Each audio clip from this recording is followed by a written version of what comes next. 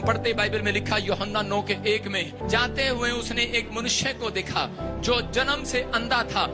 देखो यहाँ पर एक व्यक्ति था जो जन्म से अंधा था, और जब वो अंधा बच्चा पैदा हुआ तो उसी समय वो आदमी यीशु मसीह के पास गया और जाकर कहने लगा, परमेश्वर मुझे एक बात बताओ, यीशु मुझे एक बात बताओ कि ठीक है मैंने आज तक सुना है किसी को पैरालाइज हो गया, हाँ इसने कोई पाप किया होगा, इसको कोई प्रॉब्लम हो गया, इसने कोई पाप किया होगा। लेकिन कहता है ये बच्चा जो जन्म से अंधा पैदा हुआ, इसने क्या पाप किया? इसके माँ बाप ने पाप किया हो सकता है, लेकिन इसने कौन सा पाप किया जो जन्म से अंधा हुआ? क्योंकि मैंने सुना है जो पाप करता है वो बीमार पड़ता है, लेकिन इसने कहा, कहता है कि ये व्यक्ति ने, कहता है ये अंधा है जन्म से, इसने क्या पाप किया मुझे बता।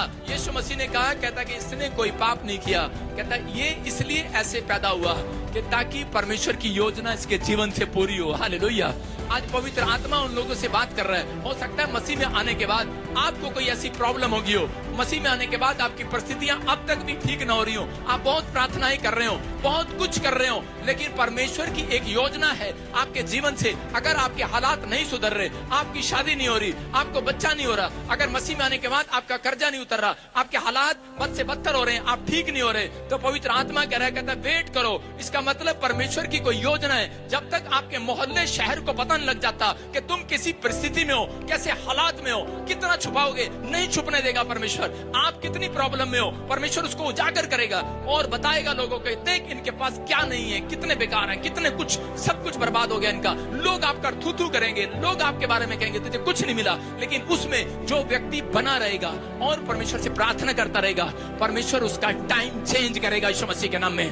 परमेश्वर अपनी योजना को पूरा करना चाहते हैं। आप मसीह में आना परमेश्वर का, कहता आपका मसीह में आना परमेश्वर की योजना है। अगर आप कहता उसमें हाय हाय करते हैं तो इसका मतलब आपकी परिस्थितियां चेंज नहीं होंगी। जब आप प्रभु में आए हैं और आपकी परिस्थितियां, आपके हालात चेंज नहीं हो रहे, वो हमेशा के लिए नहीं है। हो सकता है ज्यादा 10 साल, 2 साल, 3 साल, इससे ज्यादा नहीं, क्योंकि बाइबल बोलती है इस बात के लिए, अगर ये पेड़ जो लगाया है, अगर 3 साल तक मैं इसको देखूंगा, अगर ये फल नहीं लाया तो कहता है इसके बाद इसको काट देना।